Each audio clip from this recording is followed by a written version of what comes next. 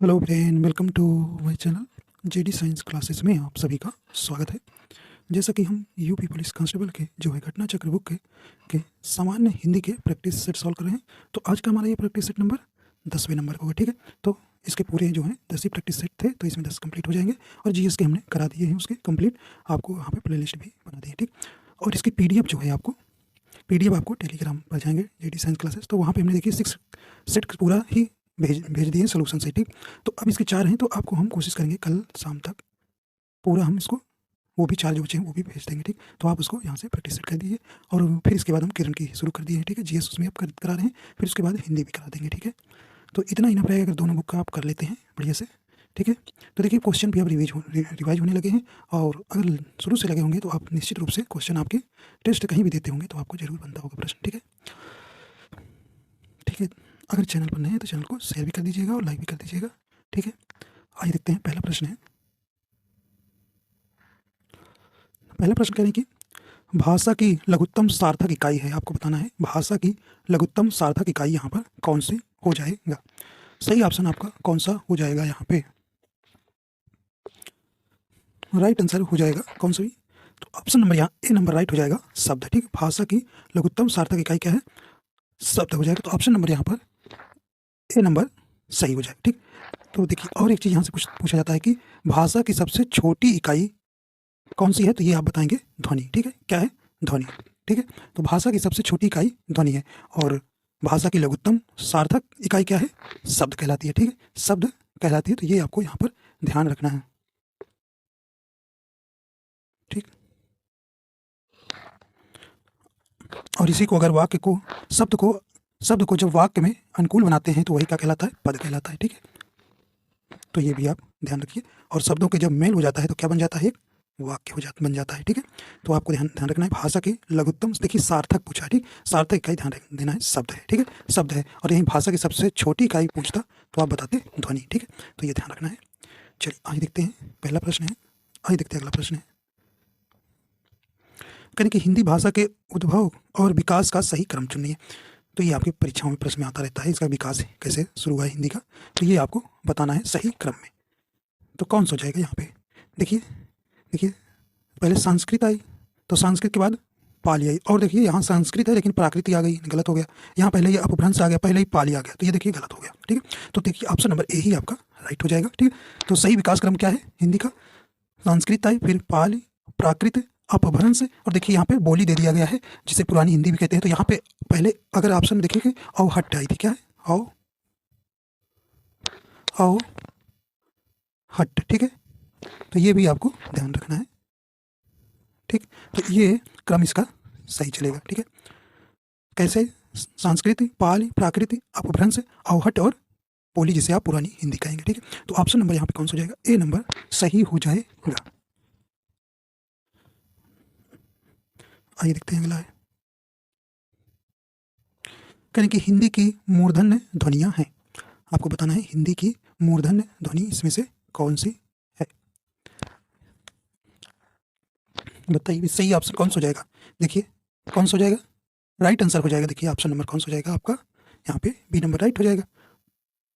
ट, ठ, ड और ढ। ठीक है, तो ऑप्शन नंबर यहाँ पे आपका बी नंबर सही हो जाएगा। ठीक है, देखिए च, छ, ज, झ ये कौन किस वर्ग के अंतर्गत आती है?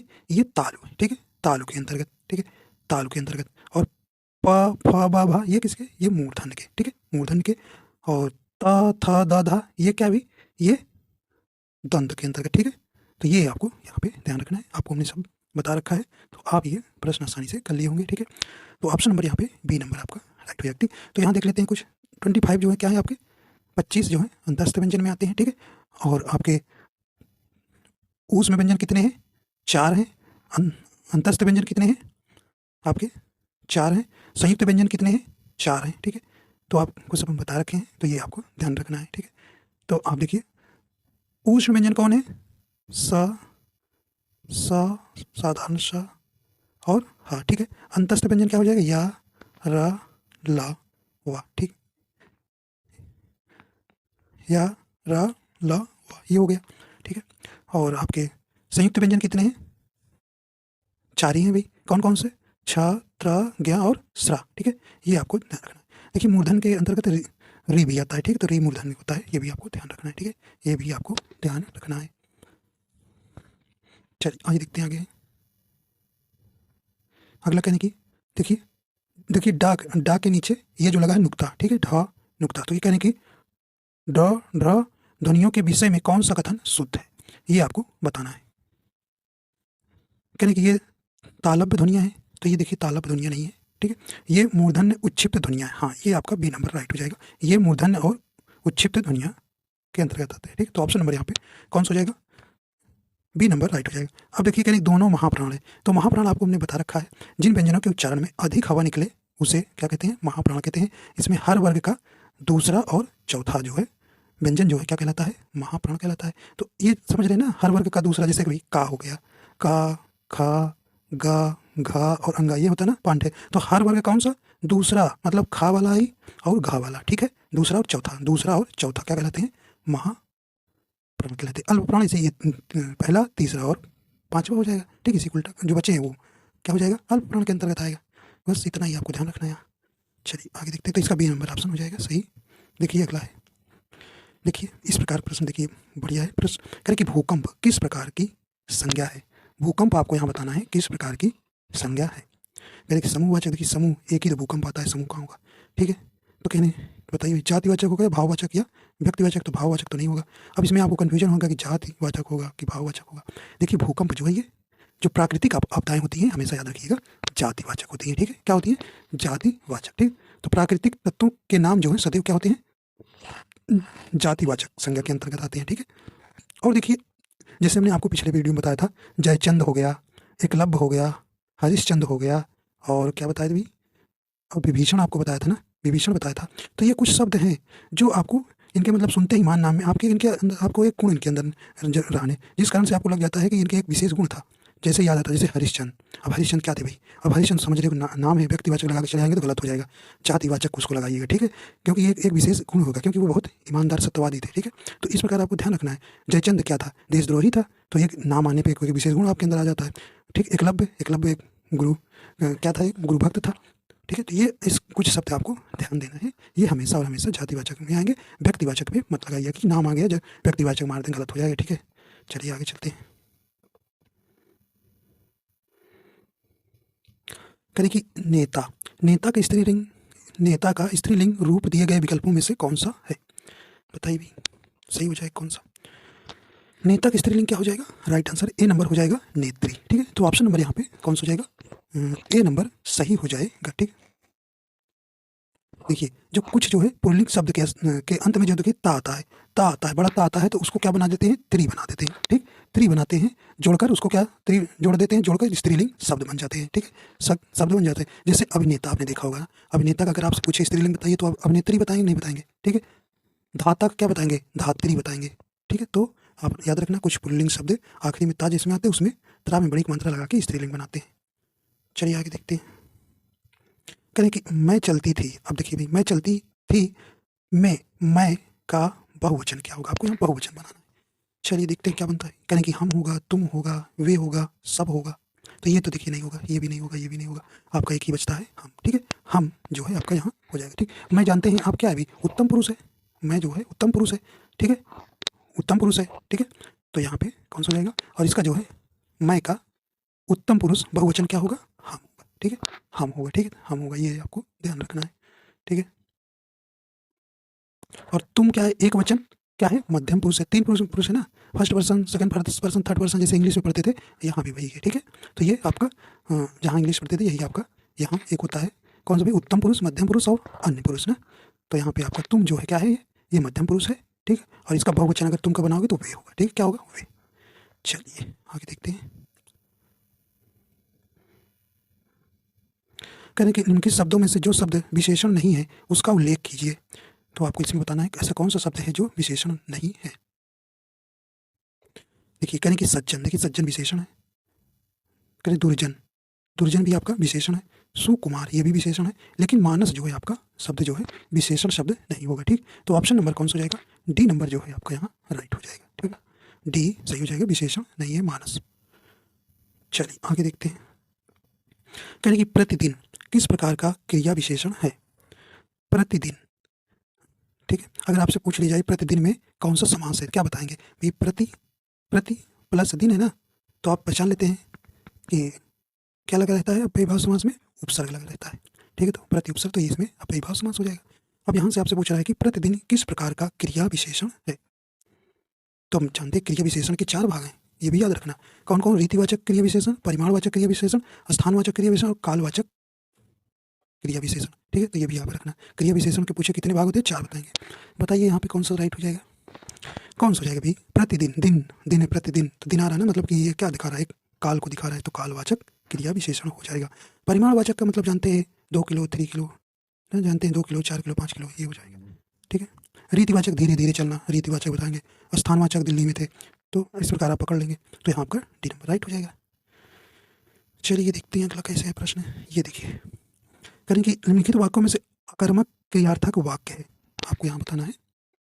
तो यहाँ पे राइट आंसर हो जाएगा अकर्मक क्रियार्थक वाक्य इसमें से कौन हो जाएगा? राइट आंसर हो जाएगा,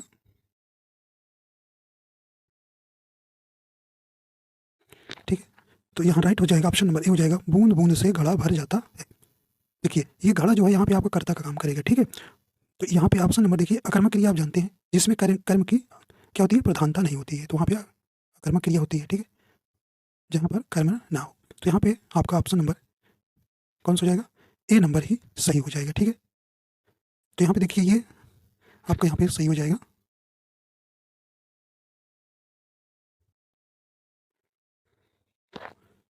ठीक। और सब में क्या है आपके? यहाँ पे सकर्मक क्रिया है, ठीक है। और सब वाक्यों में देखिए, पानी आया, टब आया, माँ बेटे को खाना खिलाया, तो खाना आ गया, तो सकर्मक हो गई। चाची ने मुझे पत्र लिखा, देखिए पत्र लिखा, ठीक है। तो ये आपको ध्यान देना है। तो यहाँ पे आपका ए ही नंबर सही हो जाएगा, बूंद बूंद से खड़ा भर जाता है, तो ये इसमें अकर्मक क्रियार्थक वाक्य है। चलिए देखते हैं अगला क्या कह रहा है। कह रहे कि मैंने बाजार से कपड़ा खरीदा, रेखांकित शब्द का एक कारक बताइए। बताइए, माँ ने बाजार से कपड़ा खरीदा, यहाँ पे कपड़ा जो है खरीदा, रेखांकित शब्द का कारक आपको बताना है, ठीक है। देखिए यहाँ पे ने आ गया तो कर्ता कारक मत लगा दीजिएगा, ठीक है। तो यहाँ पे राइट आंसर कौन सा हो जाएगा? कौन सा हो जाएगा भैया? ऑप्शन नंबर सी हो जाएगा, यहाँ पे कर्म कारक हो जाएगा, ठीक है। तो इसमें जो है कर्म कारक हो जाएगा, तो ऑप्शन नंबर यहाँ पे कौन सा हो जाएगा? सी नंबर राइट हो जाएगा, ठीक है, ठीक है। क्या क्यों होगा? क्योंकि जो है कपड़ा का संबंध किससे बता रहा है? कर्म से है, ठीक है। कपड़ा का संबंध कर्म से है, ठीक है।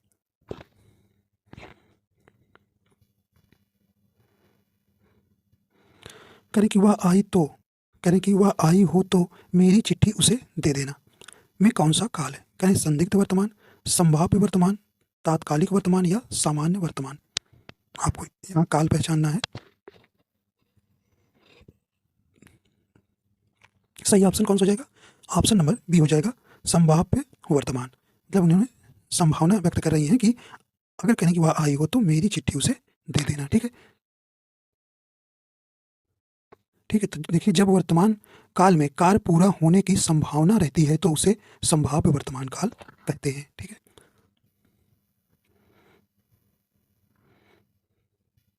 अगला कहने के लिए निम्नलिखित में से कौन सा भाववाच्य का उदाहरण है? आपको बताना है भाववाच्य का उदाहरण है। देखिए वाच्य जो है आप जानते हैं 3 प्रकार के होते हैं, कर्तृवाच्य, कर्मवाच्य और भाववाच्य। तो आपको यहाँ भाववाच्य बताना है कौन सा हो जाएगा। देखिए भाववाच्य जो है निगेटिव को दर्शाएगा, जहाँ निगेटिव आप देखिएगा वो हो जाएगा। तो कौन सा हो जाएगा? डी नंबर ही निगेटिव दिख रहा है, धूप में चला नहीं जाता, ठीक है, मुझसे पढ़ा नहीं जाता, मुझसे खेला नहीं जाता, ठीक। तो ये आपका क्या हो जाएगा? ये जो है भाववाच्य के उदाहरण हो जाएंगे। तो यहाँ पे धूप में चला नहीं जाता, तो आपका ऑप्शन नंबर कौन सा हो जाएगा? डी नंबर ही आपका यहाँ हो जाएगा,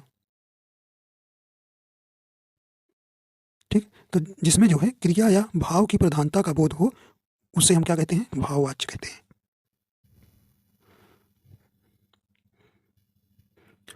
अगला देखते हैं, आहा, आप आ गए, वाक्य में आहा शब्द है, करें संज्ञा, देखिए संज्ञा नहीं है, सर्वनाम भी नहीं है, विशेषण भी नहीं है, तो क्या है? ऑप्शन नंबर सी हो जाएगा, अव्यय होगा, ठीक है, अव्यय होगा, ठीक। तो आहा शब्द क्या है?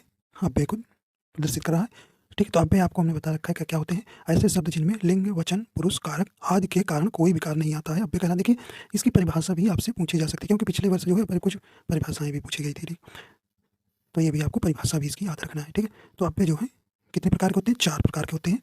क्रिया विशेषण अव्यय, संबंध बोधक अव्यय, समुच्चय बोधक अव्यय, विस्मयादि बोधक अव्यय। ठीक, अव्यय के कुछ शब्द जैसे याद रखना है, जैसे आज, क्या भी, आज, कब, इधर, इधर, किंतु, परंतु। ठीक है, किंतु, परंतु, क्यों, जब, तब, और, तथा, अतः, भर। ठीक है, ये कुछ शब्द आपको ध्यान रखना है। ठीक है, चलिए आगे चलते हैं। आगे देखते हैं अगला, कहने की निम्नलिखित में से गीध का तत्सम रूप कौन सा है? आपको बताना है गीध का तत्सम रूप। कहने गर्दभ, देखिए ये गधा होता है, नहीं, ग्रंथि, गृद, गृध या गंध। सही ऑप्शन कौन सा हो जाएगा? Right answer option number C हो जाएगा। गृध जो है गीध का तत्सम रूप हो जाएगा। ठीक, तो ऑप्शन नंबर यहाँ पे सही ऑप्शन कौन सा हो जाएगा? सी नंबर सही हो जाएगा। ठीक है, गर्दभ को जानते हैं, गधा होता है। ठीक है, इसका तद्भव। ठीक है, और ग्रंथि का तद्भव क्या होता है? गांठ होता है। ये आपके तस्यम है। ठीक है, ग्रंथि तस्यम है। इसका तद्भव आपसे पूछे तो ग्रंथि वो क्या बताएंगे? ये गांठ है ना। ठीक है, ये गांठ। ठीक है, ये ध्यान रखिएगा। और गंध का तद्भव क्या होगा? महक। क्या हो जाएगा? महक। चलिए आगे देखते हैं। अगला कह रहे हैं कि निम्नलिखित में से तद्भव शब्द बताइए। यहाँ पे आपको बताना है कि इसमें कौन सा शब्द जो है आपका तद्भव शब्द होगा। देखिए एक एक प्रश्न यहाँ से तद्भव तत्सम से जरूर आएगा। कौन सा हो जाएगा? ऑप्शन नंबर डी हो जाएगा। 14 14 जो है आपका क्या हो जाएगा? तद्भव हो जाएगा। अगर आपसे इसी को तत्सम पूछ लेगा तो आप बताएंगे चतुर्दश। ठीक है, क्या बताएंगे? चतुर। ठीक है, चतुर्दश हो जाएगा।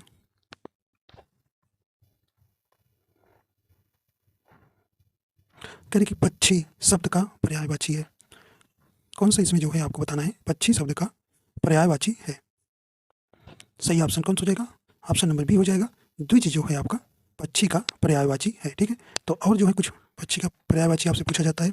बिहग, याद रखिएगा, बिहग भी होता है, बिहंग भी होता है, बिहंग भी होता है, खग भी कहते हैं इसको, खग, पखेरु भी कहते हैं। ठीक है, पखेरु, परिंदा, परिंदा, पतंग भी कहते हैं, जो भाई उड़ता रहता है, पतंग भी ऐसे उड़ती है, ये लोग भी उड़ते हैं। चिड़िया तो आप जानते हैं, इसको कोई दिक्कत नहीं। शकुंत भी कहते हैं, शकुंत। ठीक है, तो ये क्या है याद रखिएगा, बिहग, बिहंग, खग, पखेरु, परिंदा, पतंग, शकुंत, ये सब क्या है? पक्षी के पर्यायवाची है। अगला है अपसरण का विलोम बताना है। अपसरण का विलोम क्या हो जाएगा? राइट आंसर हो जाएगा ऑप्शन नंबर बी हो जाएगा, अवसरण हो जाएगा। ठीक है, अवसरण हो जाएगा। क्या भी अपसरण का विलोम आपको बताना है। सॉरी, अपसरण क्या है? यहाँ बी नंबर नहीं होगा, अपसरण है ना, तो ये ऑप्शन नंबर ए हो जाएगा, अभिसरण होगा। ठीक है, तो अपसरण का विलोम क्या होगा? अभिसरण हो जाएगा। आपका यहाँ राइट आंसर कौन सा हो जाएगा? ए नंबर सही हो जाएगा ऑप्शन। अगला है निम्नलिखित में से असंगत गलत विलोम शब्द युग्म कौन सा है? देखिए, घात का विलोम प्रतिघात सही है। प्रसारण का संकुंचन ये भी आपका सही है। करेंगे सातवत, शाश्वत का कह रहे हैं सदैव, ये तो आपको कुछ गलत दिख रहा है। देखिए खग मिल गया, ये भी आपका सही है। देखिए यहाँ पे आप ऑप्शन नंबर सी हो जाएगा, शाश्वत का सदैव विलोम नहीं होता। ठीक है, शाश्वत का सदैव विलोम नहीं होता, ये इसका होता है क्षणिक होता है। क्या भाई? क्षणिक। ठीक है, क्षणिक होता है। ठीक है, तो यहाँ सी नंबर जो है गलत आपसे आप पूछा, असंगत मतलब गलत पूछा गया है, तो यहाँ सी नंबर ही ऑप्शन गलत था। अगला कहने की इनमें से कौन सा शब्द मंद का समानार्थी नहीं है? नहीं वाला बताना है। मंद का कौन सा हो जाएगा?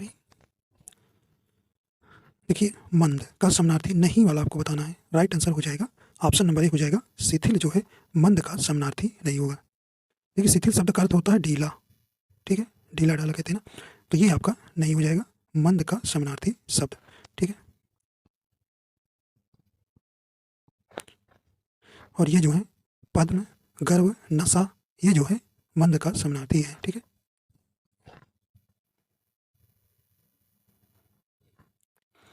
करें निम्न विकल्पों में से अनेकार्थी शब्द समूह पहचान कर चिन्हित कीजिए।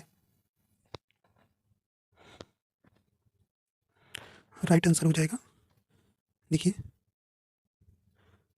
देखिए अलीम ने भमरा, यहाँ देखिए गलत हो जाए, आंख अच्छी अच्छी दिया लेकिन ये एक गलत हो गया। करें अंग अवयव अंश शरीर, तो यही आपका देखिए कच्छा दे दिया, यहाँ कान श्रुति कान तो सही दिया लेकिन कच्छा दे दिया, तो ये भी गलत हो गया। नाग स्वर्ग नाग केसर इज्जत, तो ये देखिए ऑप्शन नंबर 1 बी सही बैठ रहा है।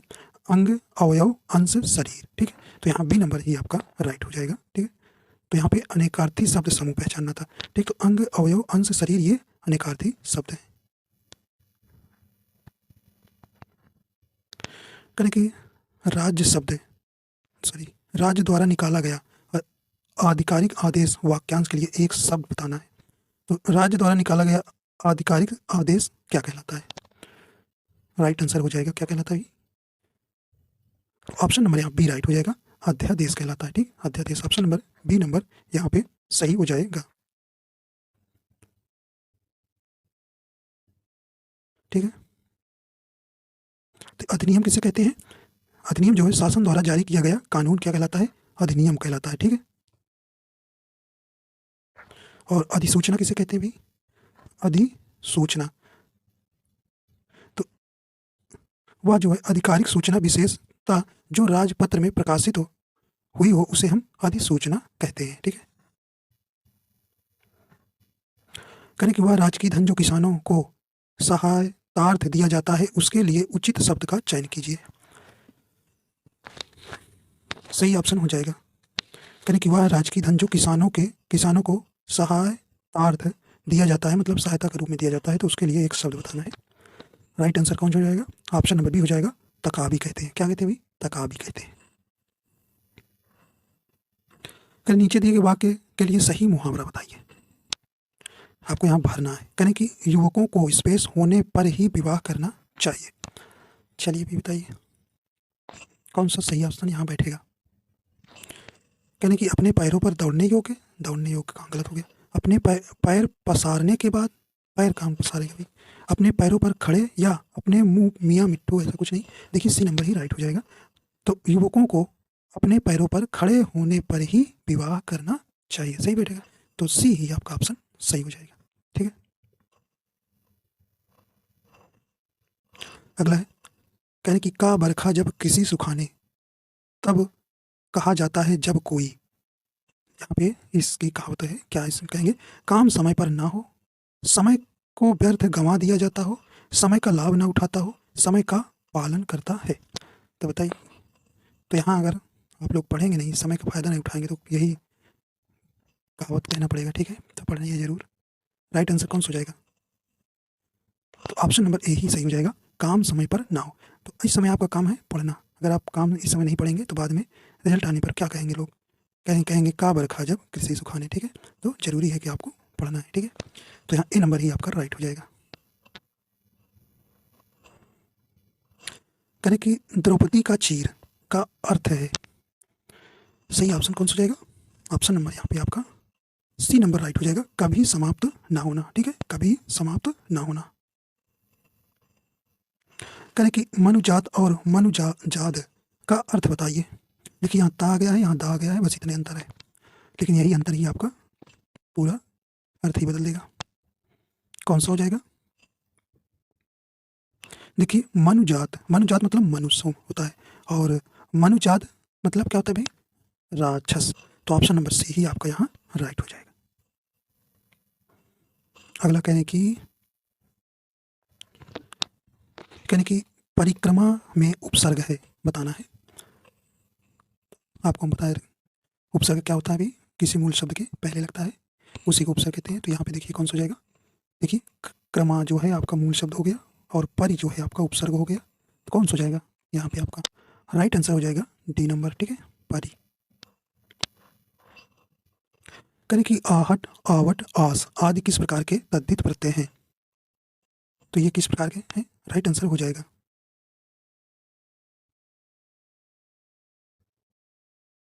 ठीक है, बताइए तो किस प्रकार के? ये ऑप्शन नंबर आपका यहाँ राइट हो जाएगा, सी नंबर भाववाचक। ठीक है, तो ऑप्शन नंबर यहाँ सी नंबर सही हो जाएगा। देखिए यहाँ पे आपको याद रखना है, ये तद्धित प्रत्यय क्या होता है। देखिए तद्धित प्रत्यय उसे कहते हैं जब संज्ञा, सर्वनाम और विशेषण के अंत में लगने वाले प्रत्यय को तद्धित प्रत्यय कहा जाता है, ठीक है। और जो है इनके मेल से बने शब्द को तद्धितांत कहा जाता है। क्या भाई? तद्धितांत कहा जाता है। तो याद रखना है, संज्ञा, सर्वनाम और विशेषण के अंत में लगने वाले प्रत्यय को हम क्या बोलते हैं? तद्धित प्रत्यय कहते हैं, ठीक है। ध्यान रखिएगा परिभाषा भी। करें कि अन्य अन्य में आपको शब्द का संधि विच्छेद बताना है। कौन सा हो जाएगा यहाँ पे? राइट आंसर हो जाएगा ऑप्शन नंबर बी हो जाएगा। अन्य प्लस अन्य जो है सही संधि विच्छेद हो जाएगा। तो ऑप्शन नंबर यहाँ पे कौन सा हो जाएगा? बी नंबर सही हो जाएगा। दीर्घ स्वर संधि हो जाएगी। देखिए आ प्लस आ मिलके क्या हो रहा है भाई? बड़ा आ बन रहा है, ठीक है। बड़ा आ बन रहा है। तो ऑप्शन नंबर बी यहाँ जो है सही हो जाएगा। करें कि इत्यादि शब्द में कौन सी संधि है? इत्यादि सही ऑप्शन हो जाएगा। देखिए इसका संधि विच्छेद कैसे करेंगे? इति करेंगे, इति प्लस आदि, इति प्लस आदि हो जाएगा, ठीक है। तो आप बताइए कौन सा यहाँ पे संधि हो जाएगी? देखिए जब छोटी ई प्लस आ या बड़ा आ मिलता है तो क्या बन जाता है भाई? ये आपका, ये जो है आपका क्या बनेगा? जो ये आधा ता हो जाएगा और या बन जाता है, ठीक है। आधा ता हो जाएगा और या बिन के हो जाएगा बड़ा आ। तो यहाँ पे इत्यादि हो जाएगा। तो यहाँ पे राइट आंसर कौन सा संधि इसमें आ जाएगी? तो ऑप्शन नंबर ए राइट हो जाएगा। यण संधि है, ठीक है। यण स्वर संधि है। तो ऑप्शन नंबर यहाँ ए नंबर जो है इत्यादि में जो है यण स्वर संधि हो जाएगा। कहने कि गुरुदेव समास, गुरुदेव शब्द में समास है, सही ऑप्शन हो जाएगा। देखिए गुरु रूपी देव, ठीक है। इसका समास पढ़ेंगे तो क्या हो जाएगा? गुरु रूपी, ठीक है, रूपी देव। तो आप बताइए तो यहाँ पे राइट आंसर कौन सा हो जाएगा? तो ऑप्शन नंबर यहाँ पे सही ऑप्शन कौन सा हो जाएगा अभी? तो ऑप्शन नंबर डी हो जाएगा। यहाँ कर्मधारय समास हो जाएगा, ठीक है। कर्मधारय समास हो जाएगा।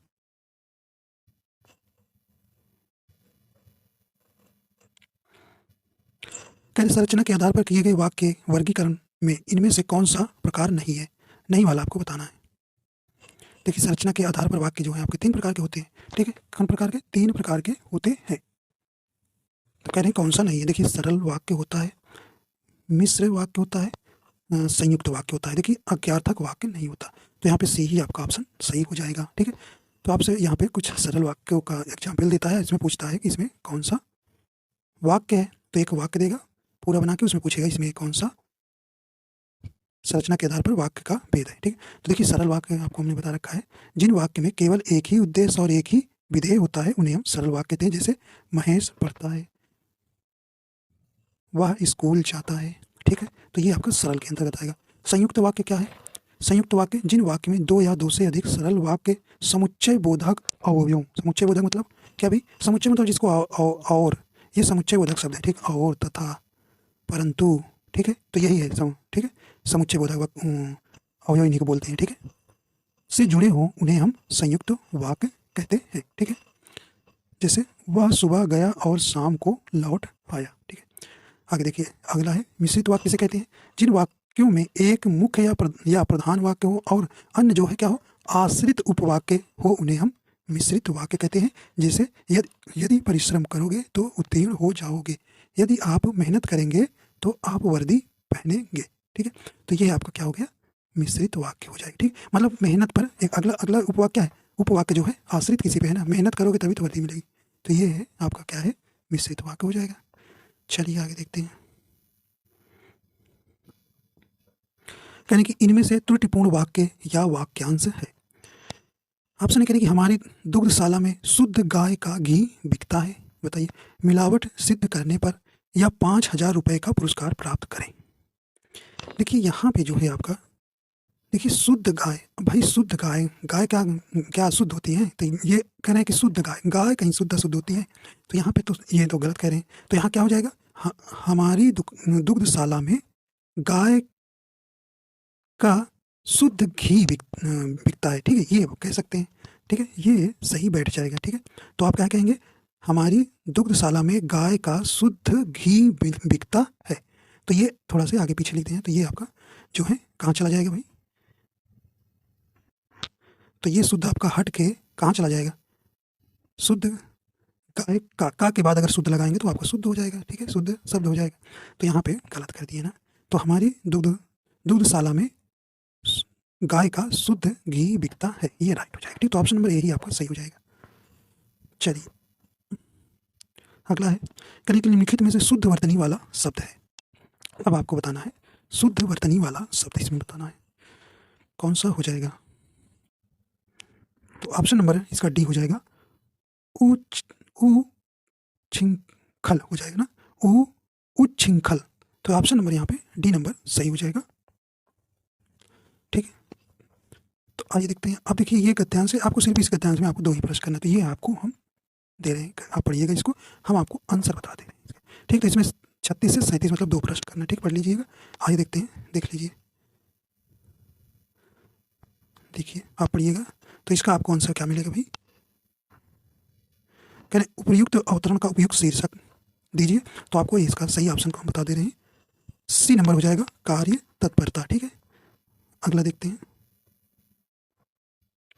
सही इसका हो जाएगा ऑप्शन नंबर डी हो जाएगा तत्परता, ठीक है। तो इसका आंसर नंबर डी हो जाएगा। तो इस प्रकार आपके जो है 37 प्रश्न ही पूरे हो जाते हैं। देखिए अब जो है इसके पूरे 10 हमने क्या कर दिया, करा दिया, जैसा मैंने वादा किया था कि इसके हिंदी और जीएस के दोनों पोर्शन कंप्लीट करेंगे। तो ये आपका आज कंप्लीट हो रहा है। इसके देखिए पीडीएफ हमने जीएस के भी बना दिए हैं प्ले लिस्ट में, और हिंदी के भी, तो वहाँ से आप नहीं देखें तो उसको देख लीजिएगा। अब आपको हम किरण की कराएंगे, ठीक है, किरण को की कराएंगे, और इसकी जो है पीडीएफ जो है हम आपको 10 जो है भेज चुके हैं टेलीग्राम पे। अब आपको हम 10 जो है कल तक पूरा हम भेज देंगे।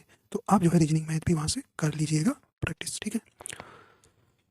तो देखिए अब ये मत डरिएगा कि इतना सारा फॉर्म पड़ा है 50 लाख, क्या तो 50 वीडियो यूट्यूब पे आपके आ रहे हैं कि इतना पड़ा है वीडियो इतना, तो बार बार उस वीडियो को मत देखिए, सिर्फ आप पढ़िए, पढ़ने से ही सब कुछ होगा। ये मत देखिए कि कितना फॉर्म पड़ा, कितने, एक बार समझ सुन लिए भैया चलो इतना फॉर्म पड़ा मतलब कंपटीशन अच्छा खासा है, तो उसके हिसाब से आप तैयारी करते रहिए, ठीक है। तो बार बार उसी को मत देखिए, कोई ला रहा है यहाँ 50 वीडियो डाल रहा है उसी पे, इतना फॉर्म पड़ा, ये है वो है, तो आपको सिर्फ पढ़ने से भाई होगा। ये 50 वीडियो 50 बार उसे देखने से कुछ नहीं होने वाला, ठीक है। तो पढ़िए, उसको इग्नोर करिए, ज़्यादा पढ़ाई पर ध्यान रखिए। फॉर्म तो ये जरूरी नहीं कि कोई बड़ी वैकेंसी है तो बड़ा फॉर्म पड़ा, उसमें कौन सी बड़ी बात है, क्या SSC-GD में नहीं 50 लाख 40 लाख फॉर्म पड़ते, हाँ बताइए। तो इसमें भी वही हाल है, तो भाई जब वैकेंसी आती थी 49,000 आई थी तो वहाँ भी पड़े थे 27 लाख के पड़े थे, लेकिन बैठेंगे आपको एग्जाम में वो देखना है कितने ना, ठीक है। तो जो पढ़ेगा वो जरूर बनेगा सिपाही, ठीक है। तो आशा करता हूँ कि आपको पसंद आया, अगर पसंद आया तो लाइक एंड शेयर कर दीजिएगा। अगर आप हमारे चैनल पर नए हैं तो चैनल को सब्सक्राइब भी कर लीजिएगा। वीडियो देखने के लिए आपको बहुत बहुत धन्यवाद।